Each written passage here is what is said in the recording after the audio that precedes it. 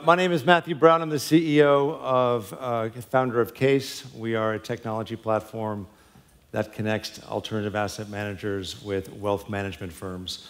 I am really honored today to be here at Milken and to be moderating this really exciting panel on mega trends shaping asset management. There are many trends, but there are a handful of mega trends, trends that we need to be aware of, need to be paying attention to, and trends that impact all of us. I'd like to first start off by introducing our great panel here. On my left, Steve Goulart, Executive Vice President and CIO of MetLife, President, MetLife Investment Management. Mr. Goulart oversees MetLife's almost $600 billion combined assets and manages more than 900 investment professionals globally. Welcome, Steve. Thanks. To my immediate left, Paul Hamill, Global Head of Fixed Income, Currencies and Commodities for Citadel. Mr. Hamill is responsible for the client-facing fixed income market-making business, including interest rate swaps, U.S. Treasuries, FX, and credit default swaps. Paul and I had a conversation backstage. He says if we have a good panel today, he might get his capacity in the Citadel hedge fund. We'll see about that. To my immediate right, Gene Hines is Managing Director, Senior Managing Director, and Global Industry Analyst at Wellington. Gene is a specialist in the healthcare sector, team leader for Wellington. She manages the Vanguard Healthcare Fund, 3 global healthcare hedge funds, and global healthcare sector portfolios. Welcome, Gene. Thank you. And to my far right, Ted Truscott, CEO of Columbia Threadneedle Investments, which manages approximately $460 billion.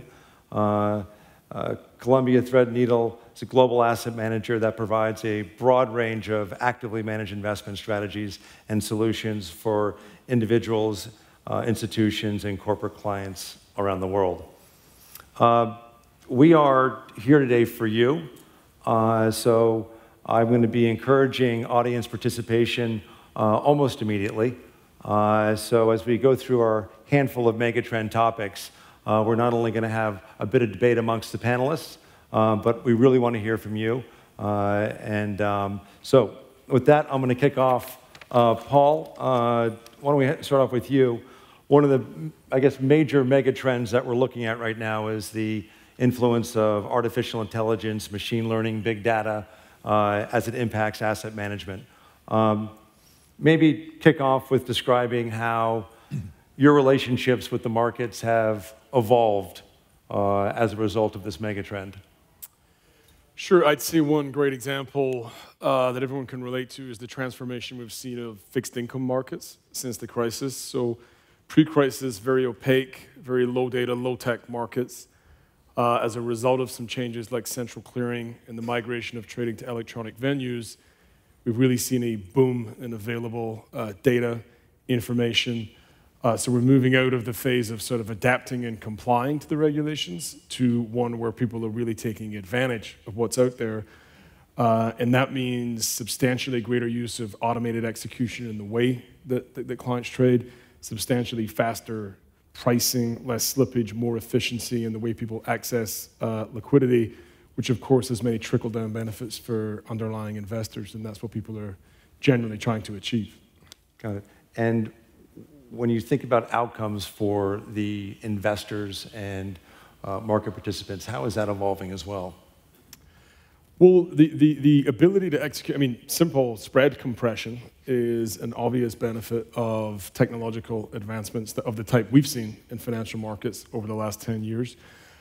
Ultimately, if asset managers can get a better execution for their clients, which is one of their core mandates, can get it faster, more efficiently, they both save money in the process and save money in the outcome. And that is, if you take interest rate swaps as a great example, it's the most transformed market, I would say, of the last decade. Bid offers have compressed around 40%, which is a substantial saving to the underlying investor. Gene, how do you think about that, this mega trend of technology, artificial intelligence? machine learning coming into the... Yeah. So I think technology is becoming a more and more important part of how we do fundamental research as well, and it comes in many different forms. One is this big data, AI, so I can give you a number of examples of how at Wellington we're incorporating technology such as natural language processing to help us gain investment insights into companies and into both on the fixed income side and on the equity side. I think it's also very increasingly important in portfolio construction. We're introducing tools that help us think about how we're going to construct portfolios in a way that represent what insights we have. So for example, for me as a healthcare investor, we have new platforms of looking at our portfolios by insights, like how much gene therapy we have in the portfolios, how much hepatitis we have in the portfolios, and that used to be done all in our head, and increasingly we're using technology to do that. So I'm pretty excited about it. I think we're in the early stages of using technology in the investment process, even in the fundamental investment process, and I think it will have a big impact in the next number of years. Ted, is there a human cost to artificial intelligence, machine learning in the asset management industry? You know, I think the human cost right now is one of fear. You know, we refer to it as augmented intelligence, so that people don't freak out and think they're all going to be replaced by machines. So I'd say that there might be a little bit of nervousness around this. On the other hand, to both Gene and Paul's point, there's so much that you can do with this, and what we're finding more often than not is we're sending people off on essentially not collecting the data but analyzing it. And people see that as a major advantage. We're using it in responsible investing, where literally a couple of people built a system that gathers 250 million pieces of data and comes up with our own proprietary RI ratings across the E, the S, and the G spectrum. And that's just unleashed people's creativity. So yes, there's a potential cost, but more often than not, there's excitement. Okay. And Steve, a thought on that? Sure. First of all, Ted, thanks for that phrase. I like that. I've always looked for ways to augment my intelligence. I'm going to use that going forward. I think that's what Paul said, and that certainly was, I think, some of the first benefits we saw of technology in the business, and that's on execution, how to lower costs of trading and the like. But we've seen a lot more, and Gene touched on some of these as well. When I think about what we're doing at MetLife, a lot of our capabilities have been enhanced, certainly in the way we use data. Some more simple things like organizing data, having access to more data. But then in certain fields that are a little bit more complex, the ability to really use information that we never had access to before, and thinking about how we underwrite different types of securities and properties, particularly in things like the real estate field or other private asset fields, where I think it can be very valuable. So I think, and we're still really at the forefront of all this. I mean, there are certain companies, some represented up here too, who are spending vast amount of money on the development of AI in the field, and so I think there's still a lot more to come in where this comes with in the industry and how it impacts the industry. One of the other things I think about related to it, though, is that aspect of what does it mean from a competitive perspective, and I think that is something we're all going to have to deal with too. And I wonder about the ability of the bigger firms to spend a lot on it, and what will that mean? Will there be first mover advantages? How long will those first mover advantages last? Will there be ways of dispersing the information, the technology, and the ability to use that information to smaller firms? Or is it going to be really sort of just a competitive barrier for them and make the cost of competing even higher and harder for them to do so? So I think there are a number of aspects related to competition that remain to be seen as well, and probably works into one of our other trends we're going to talk about. Do you guys think, though, that in a world where we're all equally weaponized, as in we all have this cool stuff, that at the end of the day it's going to come down to humans and human judgment? Well, absolutely. Well, that to me, I mean, that is, so I will say, I've always, I probably had been more of the view that at the end of the day, this is investments. This is about humans making intelligent decisions. So can the machines ever replace them? I would have said no 5 years ago. Now I'm not quite as much no, but there certainly are ways to enhance the intelligence. Augmented. Augmented intelligence. I would just add, though, that I don't think everyone's going to be on an equal playing field because Yeah, I this is very expensive, and investing in technology is going to be for firms that have a certain scale. So you think that at that point, then the large firms will dominate versus the firms who can't invest and build those platforms? Well, I just think the cost of entry will be spending a certain amount of money on technology, and so it's going to be very important. So how you don't have to be a mega firm to be able to spend on technology, but it's an increasingly important part of our cost structure, and I'm assuming it's going to continue to increase. The demand from all of our investors on new tools is never ending. So no doubt this is a mega trend. No doubt this is going to be increasing over the years. The human element still critical. I think there are probably a few firms out there, including one of our sponsors, WorldQuant, that might say that day may come sooner than later, as we think, as predictive technologies come into play. Let me just come back to artificial intelligence, machine learning, and big data in a second, but let's just jump into one of the obvious trends, mega trends that we're seeing as well, and then we'll kind of mix these all up towards the end.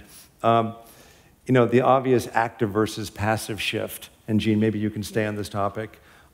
We've seen, article after article, all the flows going from active to passive. Do you see that trend being threatened? Is it going to reverse itself anytime soon, or is this the end of active investing as we know it? Well, I'm a strong believer that active management will be an important part of the investment world for many years to come. Back to what we talked about, it's about human judgment. There is a very important role for passive. Obviously, it has a role in portfolios with its low cost. And so I think active managers will have to evolve and shift so that they continue to add value. And what are some of the ways that we can add value? We can add value by continuing to have those differentiated research insights about the world. Where is technology going? Where is AI going? Where is healthcare going to be in 2025? And if we can continue to, in a differentiated way, figure out where the world is going and make those investments and put them in portfolios in a way that generates alpha, then we have a very strong value proposition for people's portfolios and for our clients. So that's what we're focused on. How do we continue to evolve in an era where passive is a competitor, and where and I would expect it would continue to be a greater part of the market. And so we're focusing on where we can win and where we have an edge, and where we can really deliver strong alpha in all asset classes. Obviously there are still some asset classes where it's easier, less efficient, emerging markets and small cap, certain technology, biotech, for instance. And as we talked about in the last topic, we're also looking for ways to help our investors generate alpha in the more efficient spaces, because we still think that's quite possible. So, Ted? So it's active or not active or passive. It's active and passive. So that debate is over, I think. At the end of the day, if we go all passive, Gene and I are opening up Gene Asset Management tomorrow, and we're going to make a huge amount of money off the inefficiencies. I also continue to say that there is still opportunity to add value, add alpha. You'd expect an active manager to say that, but let's just take a simple example, GE. So how is it that all these analysts that were following this huge conglomerate somehow did not sniff out that something wasn't quite right at home? And that's an obvious and huge example, but as Gene noted, there are lots of inefficiencies across the market. And I continue to say that, look, passive's got a role, no question about it.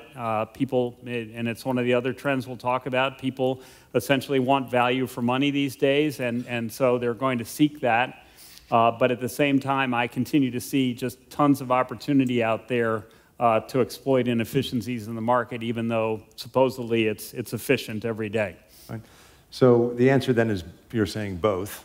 Yeah, it's both. Okay. It's going to be both for a long time. Doesn't answer the question of the enormous shift from active to passive. It goes right to value for money. And look, I'm sometimes the industry's worst critic. We created Vanguard. And the reality is that people basically said we're not getting enough for the amount of fees we're paying. And so essentially value for money, which is more of a UK term where it's coming at us from a regulatory point of view, in the US market, it's coming right at you in the form of Vanguard and BlackRock, who for 3 out of the last 4 years, according to Morningstar, have basically taken all of the industry inflows, plus some. And so the reality is and this is what we're all up against as active managers, if you don't essentially add alpha, if you don't beat your index or whatever other benchmark, you don't give the outcome that your investors are expecting, they're going to go buy it for 5 basis points somewhere else. And by the way, that pricing's probably going to 1 basis point over time. So what's really interesting is there's just as much price competition in cheap beta as there is anywhere else. Can you extend that active argument to the progression to alternative investments, Steve? Does that lean towards I was going to make an observation. Just you pick where you play to a certain extent. You can't say that the active passive is a blanket trend. It really varies within the industry because I look at our business ourselves, and certainly if you're competing in retail equities or liquid securities, you obviously have to deal with it. It's a huge trend. But if you're dealing mostly with clients that invest in institutional, specialty fixed income and private assets, and it's an entirely different story. And so that's where we play. So I don't see that as much of a trend. When I think about it, though, there are a couple of things that I think always come to my mind. One is, at the end of the day, it is about performance, and can we perform? And I think when you look at the sectors that are being most impacted by the passive trend, it comes down to performance. And at some point in time, will performance reverse or change? Will we be in a different secular environment that allows it to? Maybe. But it really does come down to performance. And the second piece of it is related to performance, and it gets to really your customers. And it's what's your customer solving for? Are you providing solutions to your customers? And again, it sort of feeds back to what I talked about in private assets. Alternatives would fit in that as well. Where it's much harder to do that on a passive basis. Yeah. Paul, thoughts on that? Well, I better stay somewhat neutral since most of our biggest clients are either on either side of that discussion. But I think what's good for me and good for them is a lot of what we talked about how the benefits of the investments we've made in technology to make pricing faster, more efficient, tighter. The good news is both active and passive want to trade a lot. So for me, I'm neutral on either customer. And the equally good news is that they're looking to execute with maximum efficiency because ultimately it's all about cost and alpha that can be delivered through the cost component of execution. And that's where we specialize in ensuring that all the investment we've made in predictive pricing for securities and swaps can be delivered to them. Meaning the point at which you execute, the point at which you enter and exit can matter significantly around the cost of a transaction, even on small, large-scale flows or single large risk transfers. And we found that that's part of what we can do to partner with both sides of that equation. Great. Why don't we take a second and lead into the audience here. Any questions on the artificial intelligence side, machine learning on the asset management? Anyone? Can't see. Okay. Why don't we move on and take a look at the consolidation of the asset management space. Ted, why don't you kick off on that? We see a tremendous amount of consolidation, M&A. It is a mega trend, and you guys are at the forefront of it. What's motivating you? Is this good for investors? What should we be reading into this? Okay, so the industry has to consolidate. They're just in this country alone, there are more than 700 asset managers that manage mutual funds. Do we really need all 700 of them? Absolutely not. The reality is that a bunch of us all do the same thing. I mean, have you ever heard a presentation? Hi, we buy high-quality companies with superior management teams and great earnings prospects. I'm waiting for somebody to come in and say they buy crappy companies with lousy managements and awful earnings prospects. So the reality is... It might be good if it's priced right. Exactly, everything at a price, right, Gene?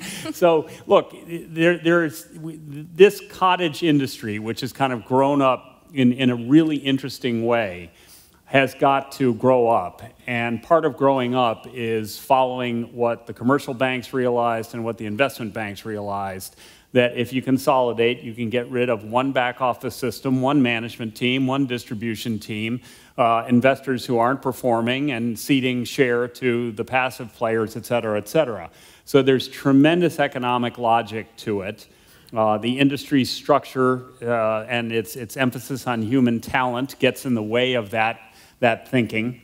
Is it good for clients? At the end of the day, I think it is, and I'm going to go back to the scale point that we were talking about earlier. You're simply going to have to get bigger to absorb the costs of the technology spend, the regulatory spend, the client service demands, et cetera. I think that's all good, and probably the only thing that is a diseconomy of scale in all of this is there's always going to be room for folks that are in lower capacity strategies. Now, maybe those will be boutique firms. Maybe firms will just launch a series of smaller boutique-like strategies. So we do need to understand there are some diseconomies in this game. But at the end of the day, there's just no reason to have as many asset management companies in the world as we have today. It's ludicrous. We're all beating each other up for a half point of market share. It's a silly game, and it needs to change. And Gene, what's driving it, though? I understand the motivation for an asset management firm to want to get bigger through acquisition, but is there an underpinning that's driving the M&A activity? Well, it's the M&A activity in the asset management industry is something we spend zero time on because we're never going to sell and we're never going to consolidate. We're more likely over time to find areas where we can find great talent. So I think the biggest risk to consolidation is it's not just the capacity. This is a talent business. This is a people business. So, and I've seen very good acquisitions. I think it's very analogous to the pharmaceutical industry, which spent the last 15 or 20 years consolidating. And for some of those companies, they got scale and they got distribution, and they did it well. But I would say it takes a long time. It's very disruptive. And also for us in the asset management industry, it's about investment skill and generating alpha. In pharmaceuticals, it was about R&D, and R&D got slowed down. So those are the risks that you have to watch out for. But I can understand that it's very similar and analogous that there were too many players without scale that needed to consolidate. Wellington is not in that place, so we would not consider that. But I can see the logic. Which is too bad, because what a great price we could make you, Gene. But at the end of the day, I'm with Gene on the culture point. And the reality is that we interview for culture as much as anything else. If you're not going to be able to essentially make some of those human talent decisions, it's probably better to stay away from an acquisition. But I still, the industry has to consolidate. There are too many players out there. All right, Paul, I know this is not your direct field, but do you think that possibly the M&A activity is, masking success in some way? Do you think that the margins are going down? This is a need to merge, or do you think this is just a real opportunity playing off a bull market? The lens that I would have into it is to say that it's not really just unique to the sector, and it's something we talked about at the start of the discussion, which is the advancement of technological changes in particular and the opportunities that they afford require a huge investment. And this requiring investment means people need to get off the fence and decide who they're going to be. So I'll give you a very, I think, good comparable example. Big investment banks. 10 years ago, we would have competed with 10 wholesale, full-service, global investment banks to service the kind of clients who are on the panel today. You'd be lucky if there's 3 or 4 today who are still as committed to that for the very reason that they failed to keep up with the technological advancement, chose in many cases to pivot away and be something else, and now you're seeing huge potential consolidation in Europe and among banks for similar reasons. So I think it's more about the idea of advancements in technological change catching fire and forcing people to decide where to invest and who they're going to become. And it's not unique to this industry. We see it everywhere. Steve, thoughts on that? I'd like to be different and say consolidation is not a trend in the industry, but I'd be lying. It's just hard to argue against it, I think. And you mentioned underpinnings, and I look at where the industry is as an industry. You know, its go-go growth years are long past, or not long past, but past. It's still a growth industry, but it's a sort of a modest, you know, kind of medium, in some fields, maybe even low growth business. Obviously, there are still high growth pockets, like there are in virtually any industry.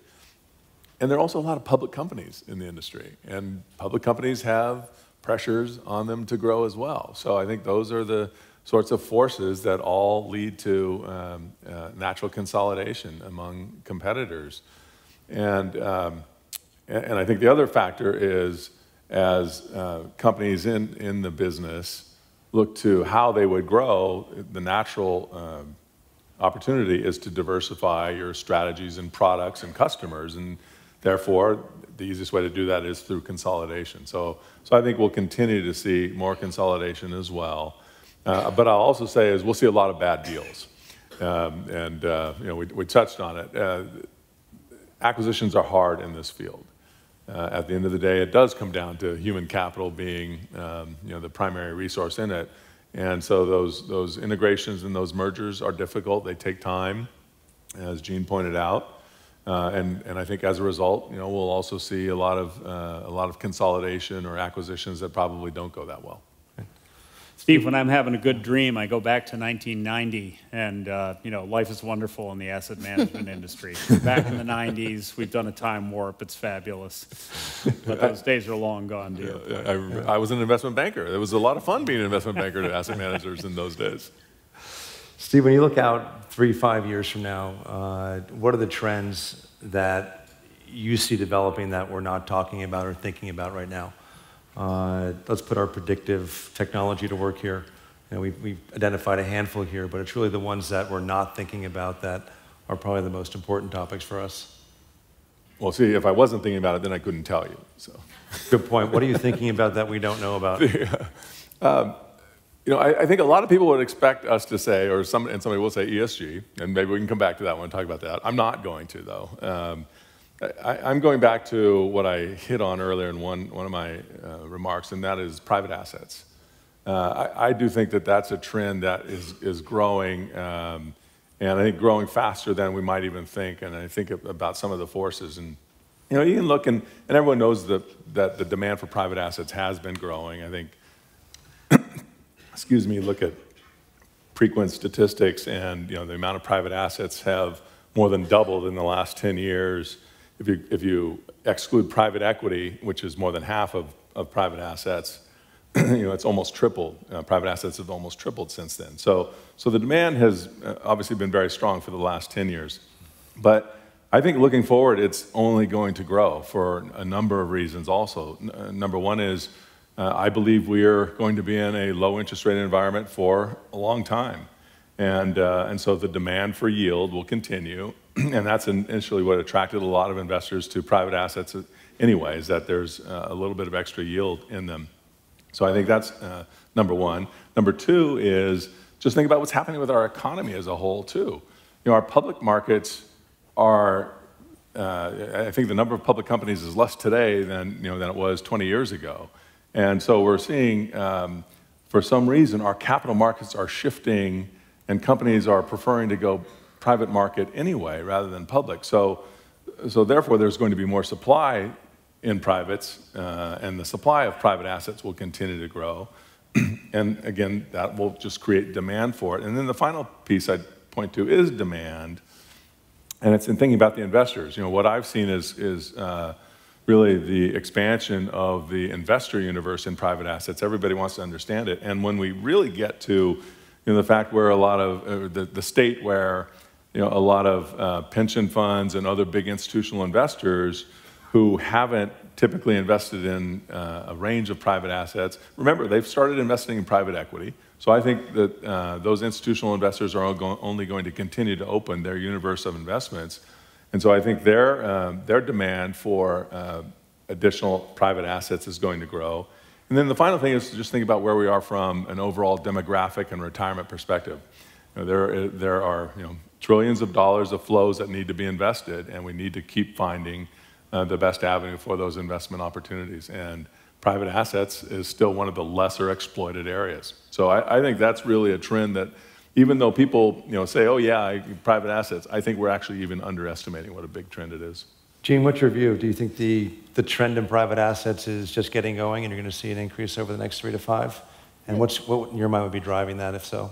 Well, I think it all comes down to what's happening in the economy or what's happening in specific sectors. So in healthcare, for example, there are more private companies than there has been relative to public companies than there has been in my career, and that's because there's so much change happening. There's so much change happening in biology. There's so much change happening in healthcare delivery. So if that's replicated in every sector, I think you will see a lot of company creation at the private level. I'm talking about equities now and not debt, but I do think we continue to see a very robust private market.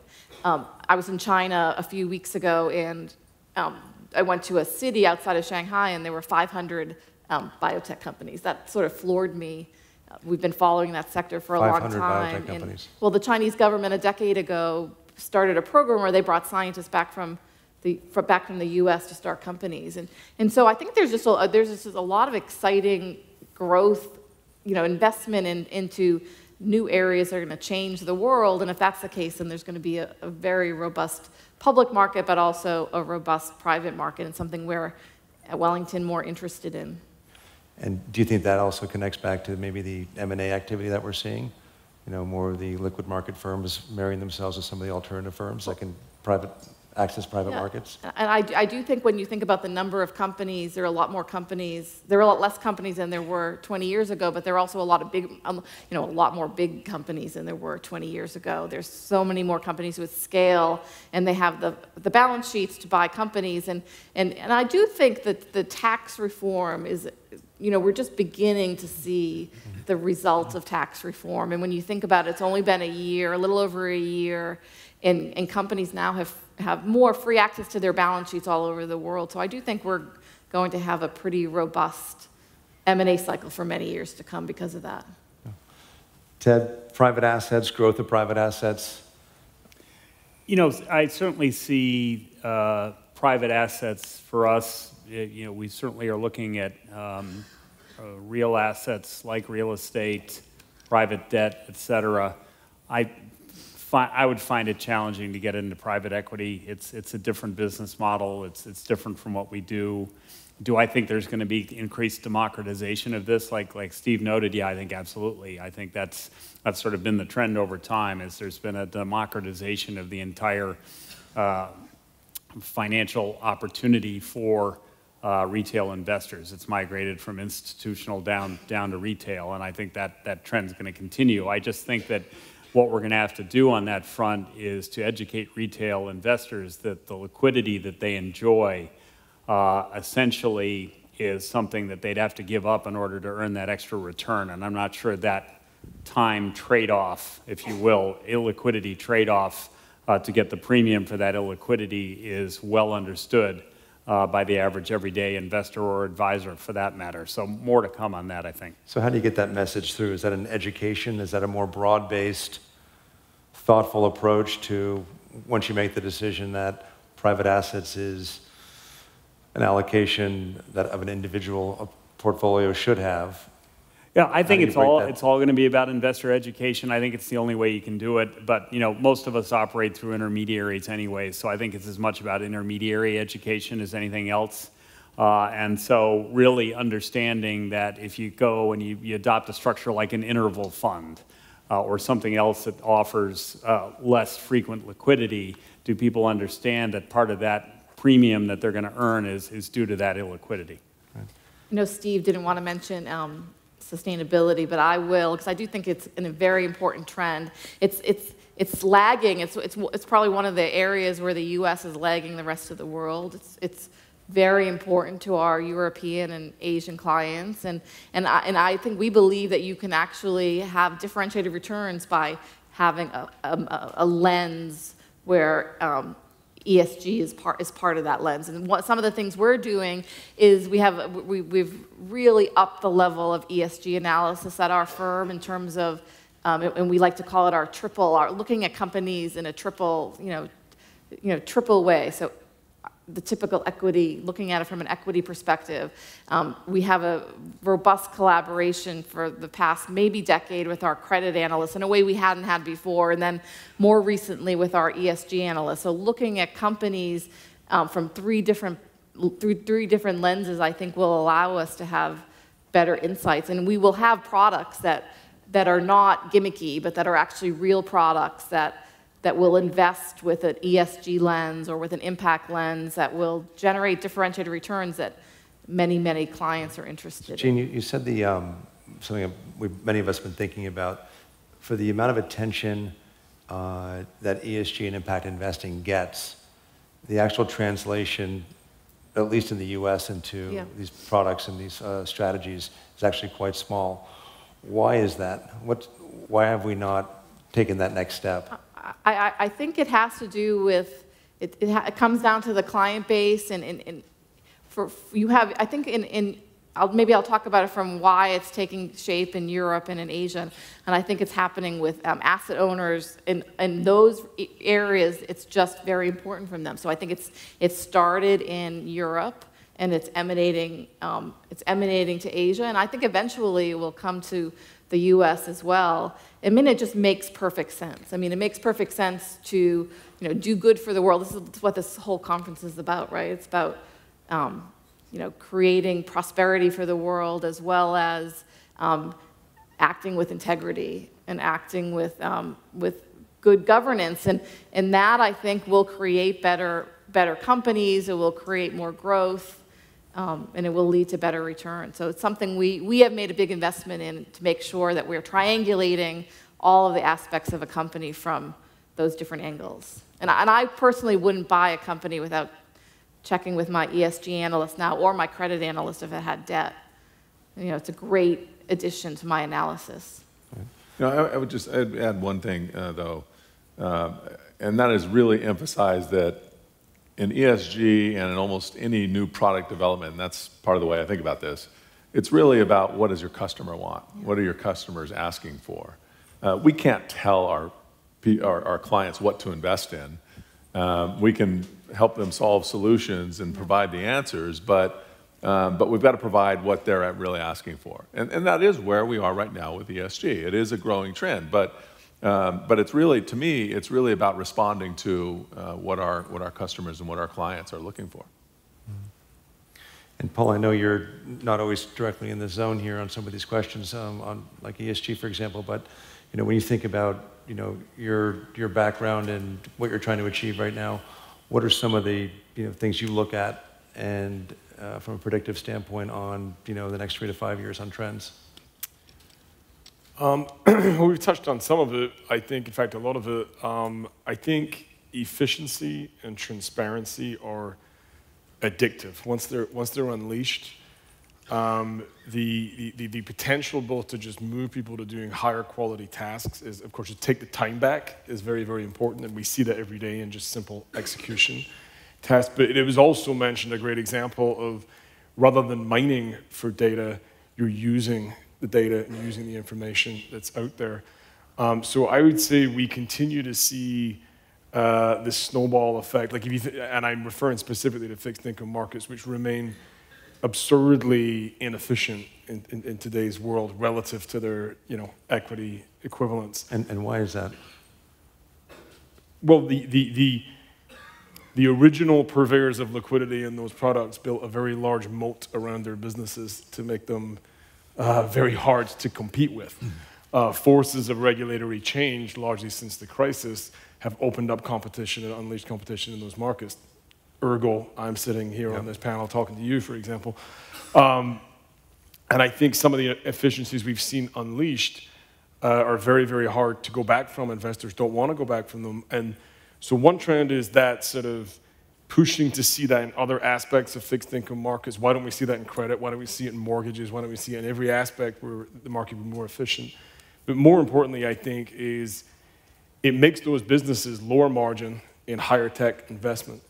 And the one thing that I think is going to be interesting over the next 3 to 5 years is the current landscape of providers of liquidity, of which we are one, and large investment banks or many, will radically be transformed. And a big challenge and opportunity for many of the buy-side folks here and the customers we service will be, where does tomorrow's liquidity come from? How do I get it? Because it's going to change dramatically as a result of some of what we just discussed.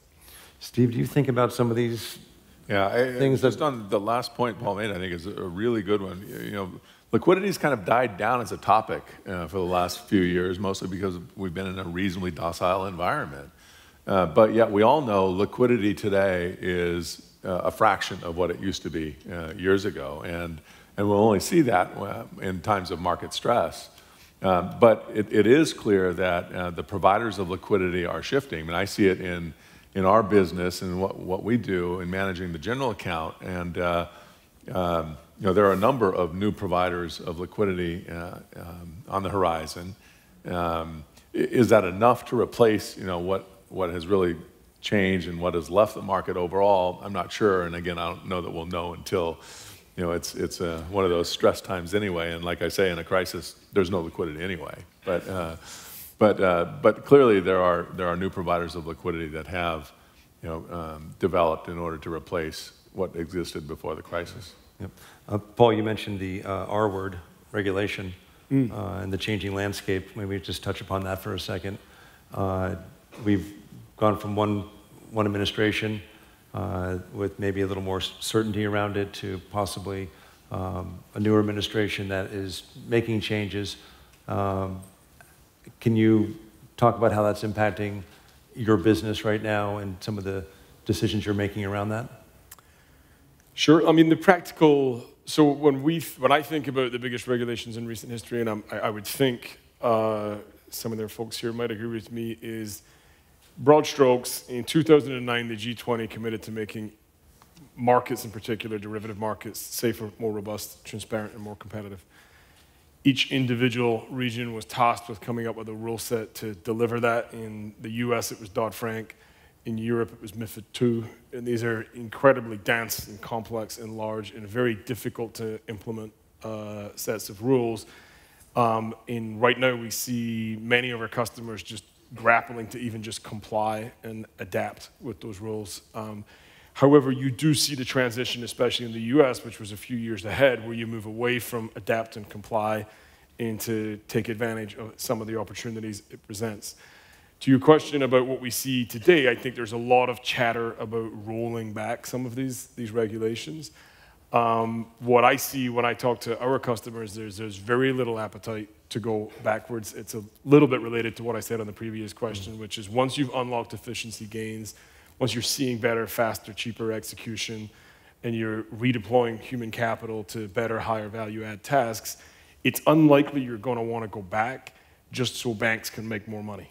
And that is ultimately the driving force that we see behind folks looking to roll back regulations. So I don't think we're going to see a lot of those big rollback attempts be successful, but it is an ongoing narrative in our industry that our customers are moving in one direction, seeking to adapt, implement, and take advantage of, and traditional liquidity providers are trying to move in a different direction, which is sort of obfuscate, delay, and move back to the status quo.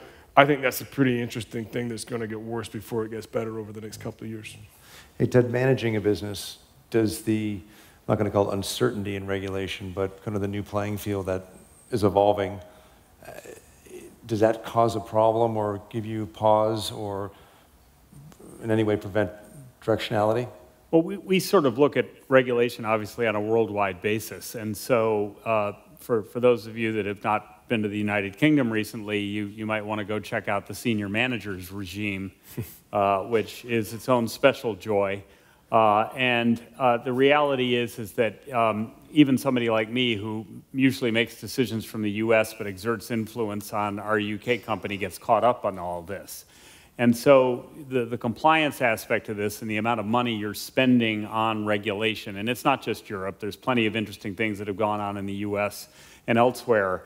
Quite question how much discernible benefit there is for the customer at the end of the day.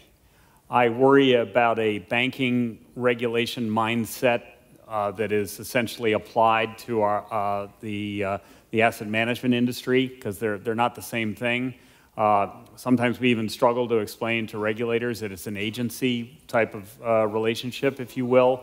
Very hard for an asset manager to go bankrupt. Maybe somebody skillful could go at that, but we're all brutal sharks and evil competitors against each other, and somebody will swallow somebody who's failing in 5 seconds in our industry. So I understand where the regulation's coming from. I understand line of sight. I understand responsibility. I understand deferral of compensation. But quite frankly, it's been a lot that's been put on an industry that on the whole has a pretty good record serving its customers.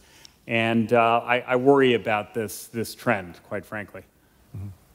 Gene, what are your thoughts on regulation? I know you're spending obviously a lot of time in the healthcare sector, and there's that extra overlay there. Yeah, well, from the asset management industry, you know, we are a heavily regulated fiduciary industry, and so what happens around the world is very important. We're a global company, as Columbia Threadneedle is, so, you know, right now there's even more happening outside the U.S. So MiFID II is, you know, a very important regulation that will change the face of how people do research and how we interact with Wall Street, and it's just beginning. And so how that will impact, and the interesting thing about MiFID II is that it is going to really benefit scale players. It's going to benefit scale players on the asset owner side, as the asset management side, as well as on the banking side. It's probably one of the unintended consequences. But so that's for, you know, front and foremost when we think about what's happening in regulation in the near term. Yeah. And Matt, you know, one of the things, and Gene's dealt with it, I think we've all probably dealt with it, is at one point there was this notion of portfolio delegation was coming in as potentially part of MiFID, and the idea would be that you could not take a manager, say, managing a portfolio in Boston and allow that manager to manage something in, say, Paris or France. And the notion was that delegation was somehow harmful, and I'm sure any number of us had to go out and explain to regulators. So what you're saying to me is I shouldn't pick the best person wherever they're located and manage a portfolio. We should just make sure that we have somebody resident in your country to manage the portfolio. Now, fortunately, the requirement, or shall we say the requirement not to delegate went away. And we can still delegate wherever we want, but I never think these things are down and out, and we've got to keep a close eye on it. Ted, we didn't get to your prediction on the trend side. Can we have you enlighten us on that? On the unseen trend side? On the unseen trend. Yeah, open architecture, I think, is going to be a big deal going forward. You know, we're not good at everything that we do. No asset manager is good at everything they do. And I think that open architecture is going to probably become more of what goes on out there. There are a whole bunch of reasons for it. It's partly driven by the DOL fiduciary rule, which was never adopted or rescinded, probably is a better word, but at the end of the day, major firms out there went to model provision and other things that essentially changed the way that financial advisors are doing business. You know, if you start introducing models into various intermediary platforms, is somebody going to accept just an all Columbia Threadneedle model? I don't think so.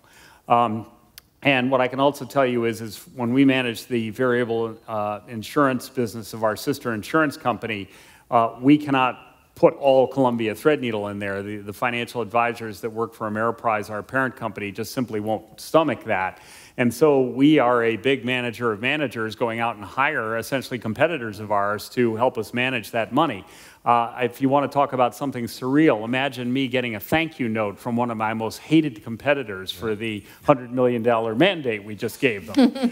You know, I didn't know whether to laugh or cry, quite frankly. But I do think it's a big trend. I think there's going to be more open architecture. And so you're going to see more firms essentially cooperating to try and deliver a good outcome for the customer. And I think that's a good thing. You know, the customer aspect of all this, we've probably underplayed a bit in this panel. It's all about the customer at the end of the day. What do we deliver to them, at what price, and how do we serve them better? And it's a key part of that sort of, if you will, my prediction on trends. Steve, OpenArc, a big trend, a small trend, and are you seeing it?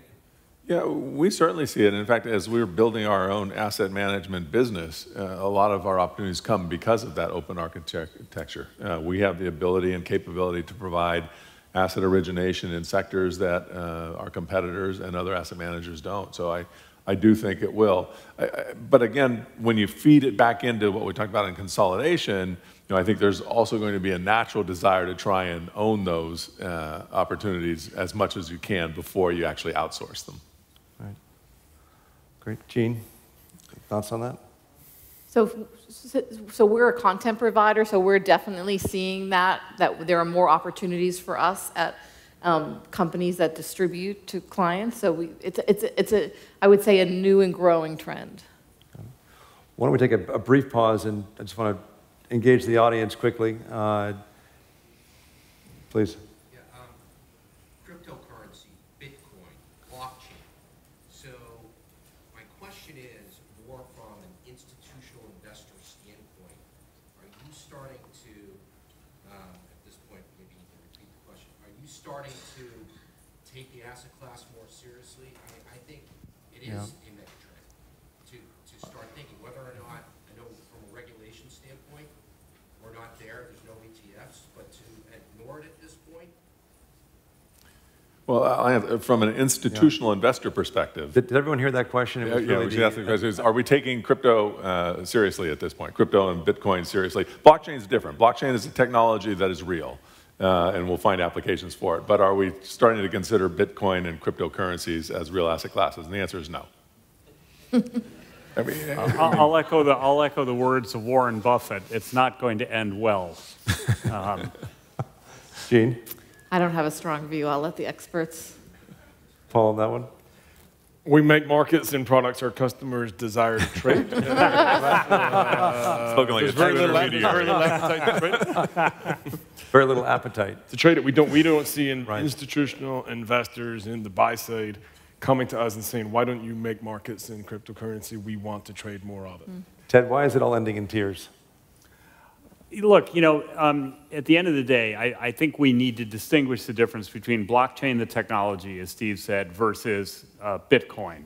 So, you know, first of all, it's a supply-demand speculation game. So, by the way, you can play that with gold if you'd like, and at least you've got some sort of tangible asset on the other side. Bitcoin is a bunch of ones and zeros sitting out there in finite supply. I don't get it. I get how you can tokenize something. You can tokenize trade finance. You can tokenize, you know, something and then assign some sort of value for it. So I'm not belittling the concept. I'm belittling the notion that speculating on a bunch of ones and zeros that have essentially a finite supply and demand. There is one use for it, though, Matt. I received a fun letter, as did from what I could tell by the internet, about 250,000 other people. It's a new form of direct mail. Hi, I'm a private detective, and I know what you've been up to, and unless you want me to reveal it to your wife and all of your friends, here are the instructions to open your own Bitcoin account. I'm really sorry I sent that, actually. I regret sending that letter to you. Any other questions? That's why it's going to end in tears. Next question. I'm sorry.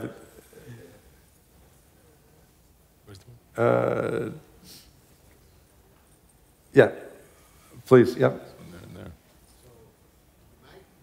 I'm just wondering if we will probably see someday soon Watson sitting right next to one of our panelists. What do you think? Do you think that IBM technology as Sherlock's partner, or I'm sorry? I think Amazon. I think Amazon Web Services is already sitting beside us. You just can't see him. Right. No, but Paul, one of you. So your question is, when does when do we have when does technology have its own seat here alone without a human? Yes. So candidate yours. Oh. Okay. Look, we obviously try to deploy as much machine learning as we can to automate as many repetitive human tasks that go into the process of predictive pricing analytics and making markets as we possibly can. But there remain, and that is an efficiency gain and an edge that we can get over our competitors by doing as much of that as humanly possible. But there is absolutely an outer bound to how much of that we can do. And for the foreseeable future, there will be a true human skill involved in managing and assessing the risks of trading large volumes of risk for customers. So the reality of our business is that we do as much as we can to automate and machine learn. So it's kind of what Ted said right at the start about augmented intelligence rather than necessarily a full replacement. Last question or two? Yep. You talked about this being a people business. Any comment on the mega trend and global war for talent? That's an excellent question. With all the conversation around technology, obviously it's the people business. So, Jean. Yeah. So 10 years ago, we had most of our investment talent and business talent in Boston, and now, 10 years later, we have 25% of our employees and 24% of our investors are in EMEA and APAC, and that trend is going to continue. And the key is, and we weren't well known in Europe in 2006 and 2007, and we weren't well known in Asia until the last few years. And the key is, how do we make sure they fit with our? How do we make sure when we're hiring all over the globe they fit with our culture? How do we make sure that they're collaborating, and we do have a very open, collaborative culture across the globe and an open investment platform. And so that I think helps. I actually do think globalizing has made, we've always had a strong culture. It's made us much more collaborative, ironically, because we wanted it to work so much. We're actually much more collaborative as an organization. We've broken down more silos. And I would suspect if we sit here 5 years from now that 30% plus of our talent will be in areas outside of the Americas, and that will only continue. I mean, there's excellent talent, particularly if we think about China and how we're going to cover A shares and the China opportunity. I think we'll have a lot more investors in our Asia Pac offices.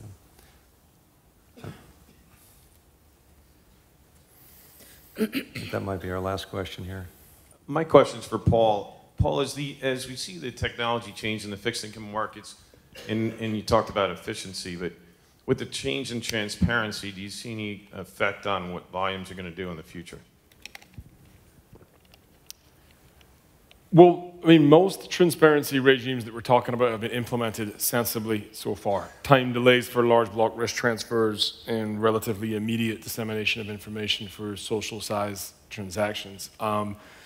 I think that one trend we see a little bit of and talk to our customers about regularly is how do I move a very, very large block of risk? And that is a question that I think is a current question. Am I better to go and chunk it up and do it systematically, sort of like a manual VWAP, TWAP type of thing, or can I still use the voice market? And that's challenged by comes back to the point I made about the current liquidity providers. There isn't a clear answer to that question. And this question of who are the future providers of liquidity and how do they provide their liquidity will sort of drive the answer to the best way for investors to get it. I'm gonna ask the last question. We have about 30 seconds left. I know because the screens keep saying wrap it up. You're all done extremely well in your industries and risen to the top. What is the best advice you've received, and how has it impacted your career? And maybe we can just go in order here, Steve. I would say prepare for the unexpected. Embrace the unexpected, basically. I look at my career and I think back to conversations I had with my mentor very early on who said, throw away that 5-year plan. It's not going to happen. It's nice to have it, but just be ready for something else. And that's certainly what has happened. Be ready. Be ready. For me, I think it's focus on the people you're going to be working with. Only by working with truly great people are you going to push yourself to achieve the most that you can achieve, and only then will you really achieve your goals. So don't worry about the company, don't worry about what the thing's called, just look at the people you're going to be working with and figure out if you can really achieve your goals working with them. And of course, for me, the impact was that's what brought me to Citadel Securities. And I think that's why we attract people, and it's why our customers like doing business with us. Gene? So I would say it's not advice, but more feedback I got from the person I worked with for 20 years. And there was a period of time about a decade ago where I probably was showing signs of being a little stubborn in my investment, in my investments. And so getting that feedback, I think I'm a much more flexible person and a much more flexible investor. And what I mean by flexible is just making sure I'm taking in all kinds of perspectives. I think that makes me a better investor, makes me a better leader as well of the firm, and we make better decisions. Great. All right, Ted. First two bosses I had in the industry were women, both highly influential on my life. And Cornelia Small, my boss at Scudder, Stevens & Clark back in the day, basically said to me, the world is a big chalkboard and this firm's a big chalkboard for you. Feel free to write on it. And I sort of think that that's what life is all about, and also this conference is all about, is there's a chalkboard sitting in front of us. It might have been written on, it might not have, but we should all feel free to write on it and exert our influence and make things better for our customers and for everybody around us. Excellent. Thank you all. Thank you. Thank you.